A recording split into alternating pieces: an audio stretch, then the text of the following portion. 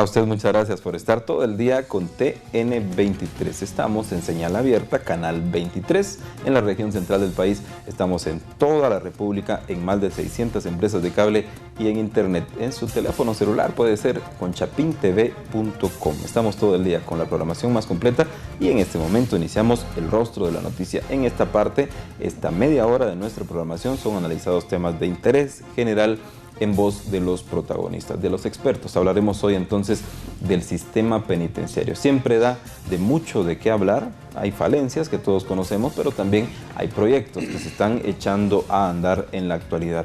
De ambas cosas vamos a conocer hoy lo malo y lo que está por mejorarse en el sistema penitenciario, porque nos acompaña su director, el doctor Luis Carlos de León Sea. Bienvenido.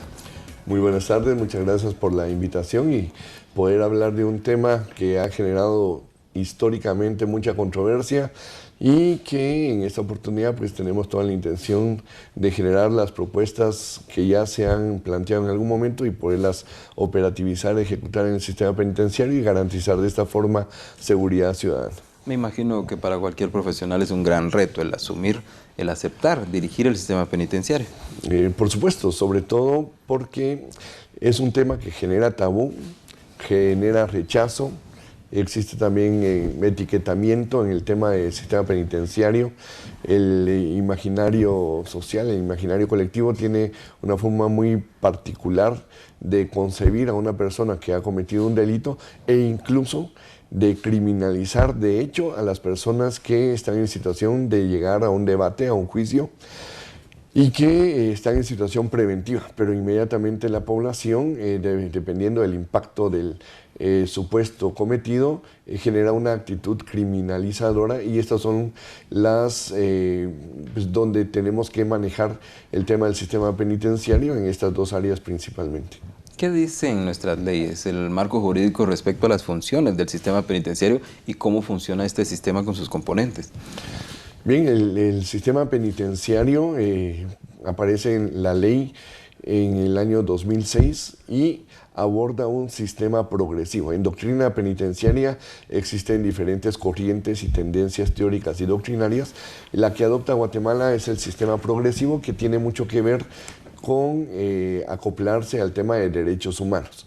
Esto también lo plantea nuestra legislación, nuestra Constitución, que debemos de seguir esta tendencia.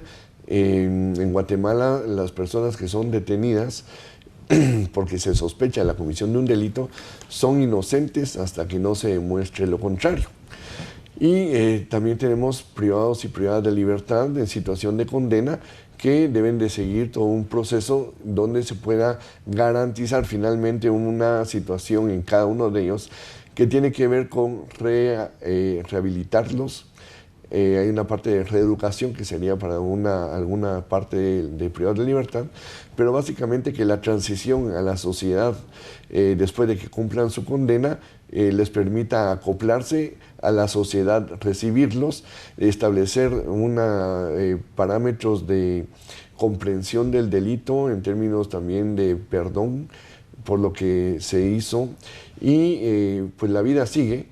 Y tenemos que garantizar que al regresar a la sociedad regresen con una buena intención de incorporarse y generar hacia la familia y a la sociedad. ¿Cuál es la infraestructura con lo que cuenta y el personal? Bien, tenemos aproximadamente 4.000 agentes del sistema penitenciario, una población de 10.400 personas privadas de libertad, más de 10.000 en condena y la otra parte en preventiva. Algún porcentaje de ellos ya han cumplido sus penas, sin embargo todavía deben, por decirlo así, la asignación que en el momento procesal oportuno el tribunal asignó de cuánto le deben. O sea, yo puedo tener una condena de 6 años, pero una multa de unos 8,000 quetzales. Y si no pago, no salgo. O sea, ellos ya cumplieron con la parte corporal, se llama dentro del sistema, pero todavía tienen una deuda que se va a cumplir en términos de cuántos quetzales diarios voy a pagar por estar adentro. Esto aunado a lo que estamos viviendo desde hace aproximadamente un año, cuando el movimientos sociales históricos generaron algunas presiones, generaron una presión y encontramos privados de libertad, por ejemplo, a exmandatarios, a muchos, algunos burócratas que tenían puestos muy importantes. Y esto será lo novedoso del sistema penitenciario, cómo atender este perfil de las personas privadas de libertad sin que se dé la impresión que ellos están bajo algún privilegio. Pues manejarlo de acuerdo a los protocolos de seguridad dentro del sistema penitenciario.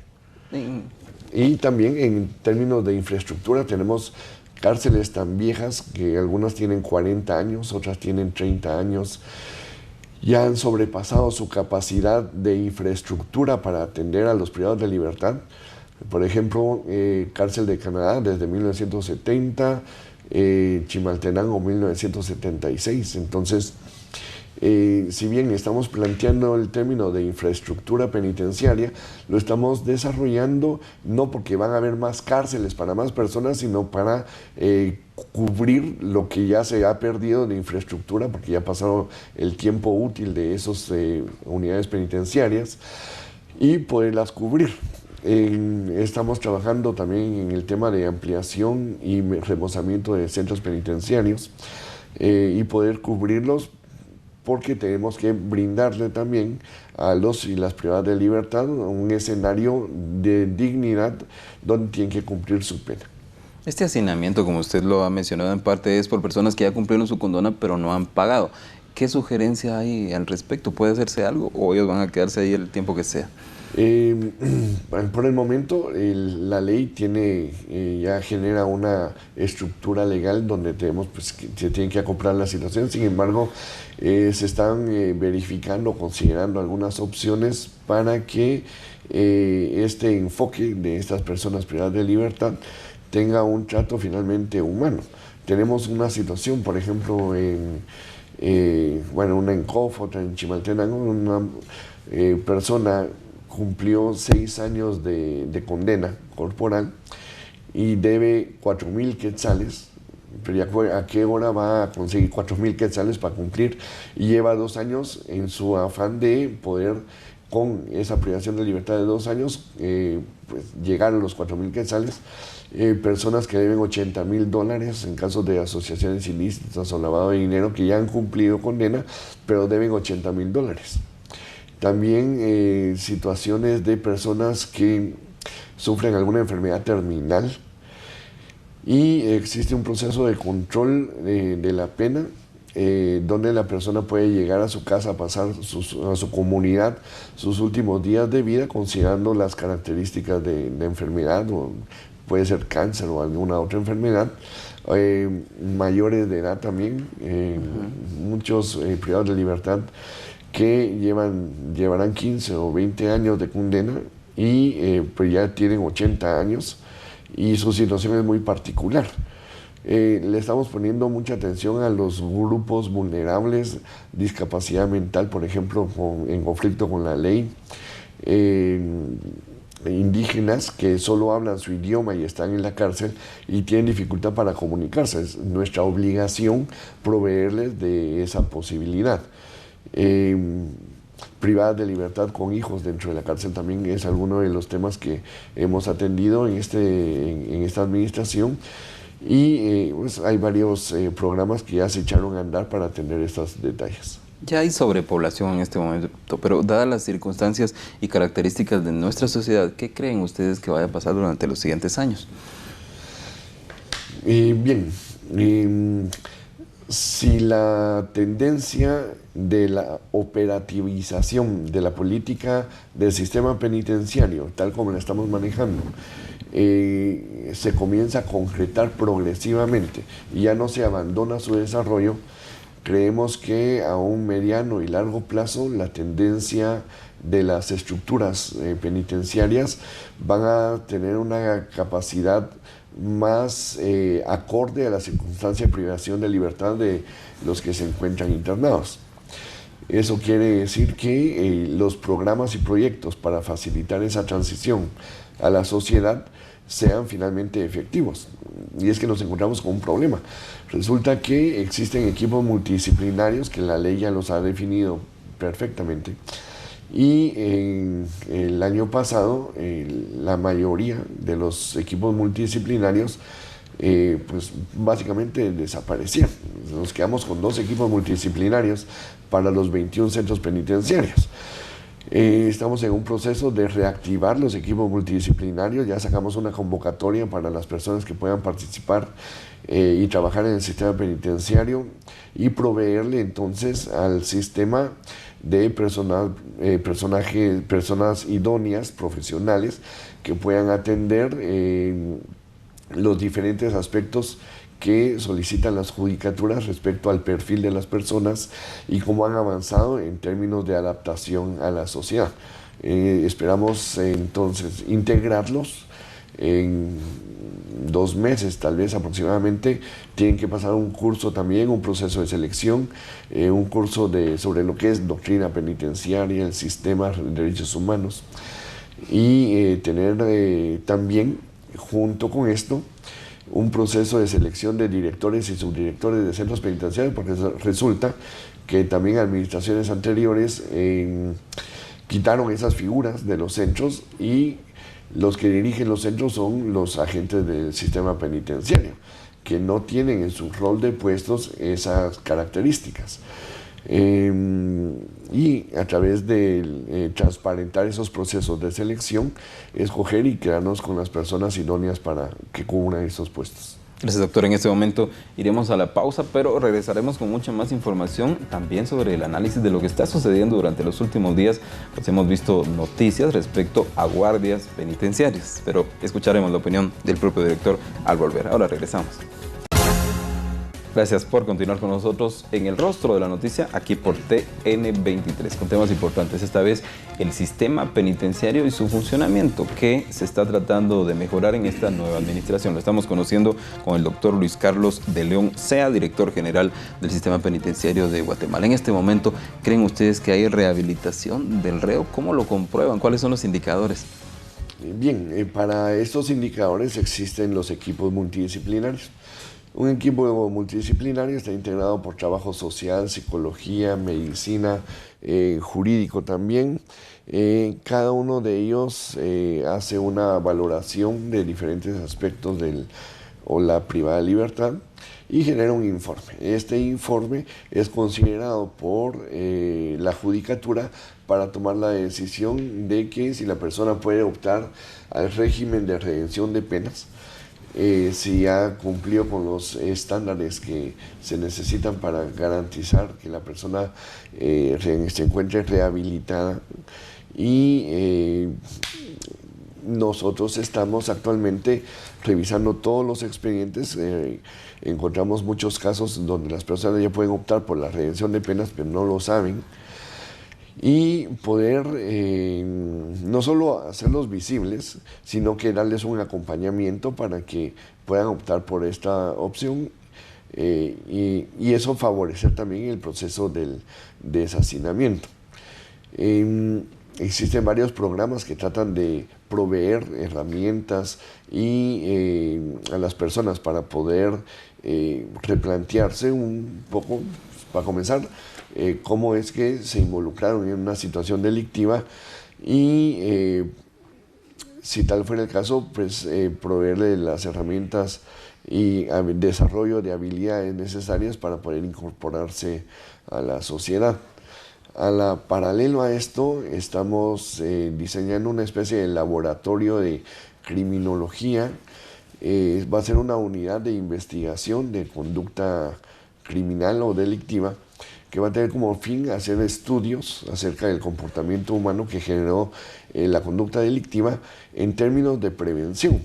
Si yo determino cuáles fueron los aspectos que provocaron que una persona en un impulso generó una conducta delictiva, yo puedo generar entonces una prevención para atender este tipo de conductas previamente y favorecer una menos criminalización de las situaciones de conducta.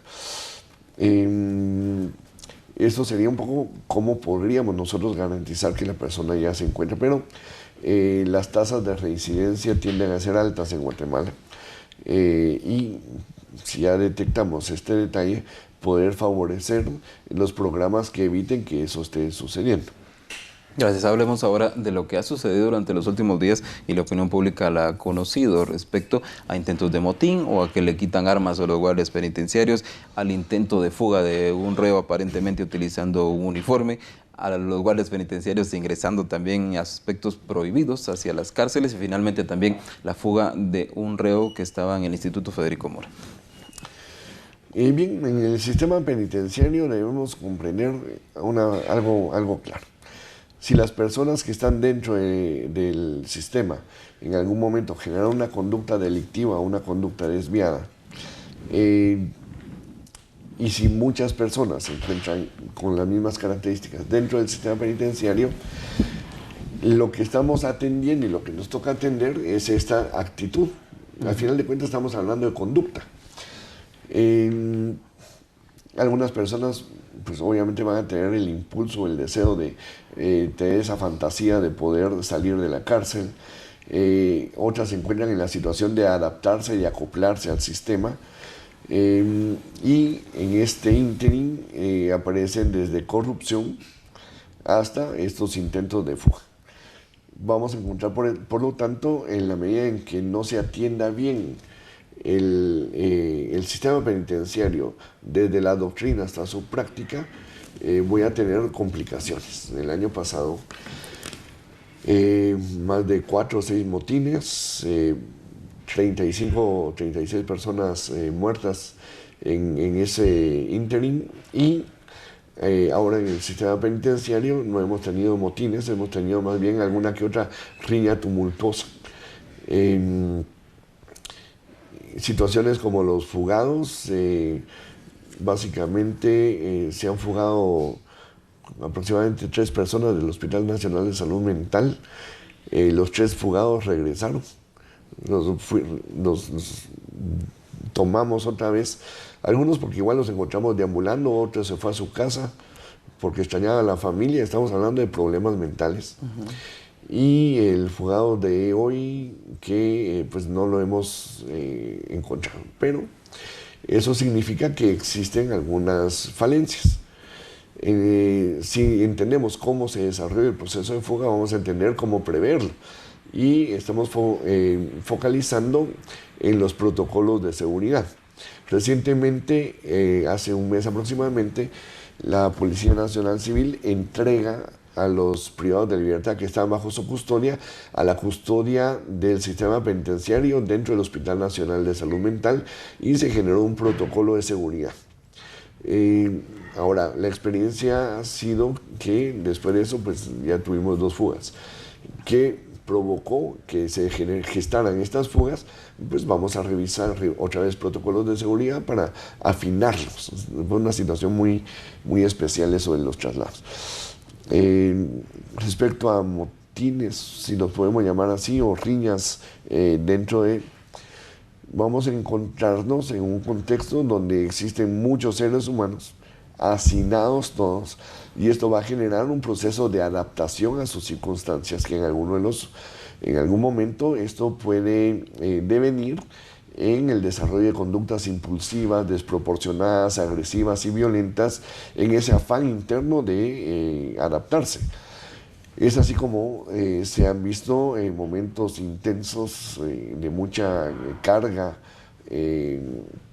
social interna dentro de los penitenciarios, que han provocado este tipo de reacciones. Entonces, digamos, como reacciones derivadas de esos procesos, que deben ser atendidos también de acuerdo a esas características. En ese sentido, tenemos también protocolos de seguridad de hace 4 o 5 años. O sea, estamos adaptando los procesos de protocolo para tener una atención más pues actualizada de los protocolos de seguridad. Incluso la semana pasada se seleccionaron a 6 agentes de seguridad, entre hombres y mujeres, para participar en un curso de contención de motines avalado por la Embajada de Estados Unidos en Estados Unidos, y bueno, han regresado ya y van a replicar los conocimientos.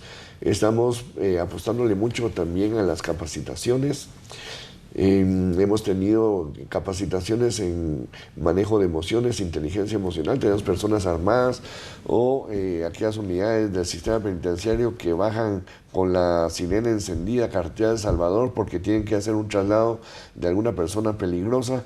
Lo estamos atendiendo, uno, a través de videoconferencias y fomentando el uso de videoconferencias, pero también que nuestros pilotos tengan las habilidades necesarias para poder tener la responsabilidad de manejar estas unidades del sistema penitenciario. Entonces, temas de capacitación, de logística operativa, también de tecnología, para prever situaciones complicadas. Se ha trabajado, se ha intentado durante muchas de las gestiones el evitar que ingresen objetos prohibidos a las cárceles de parte de los mismos guardias o de los visitantes. ¿Cree usted que esto puede evitarse? ¿Cuál sería el planteamiento suyo? Sí, resulta que, por ejemplo, en el 2008, 2009, el sistema compra arcos de seguridad.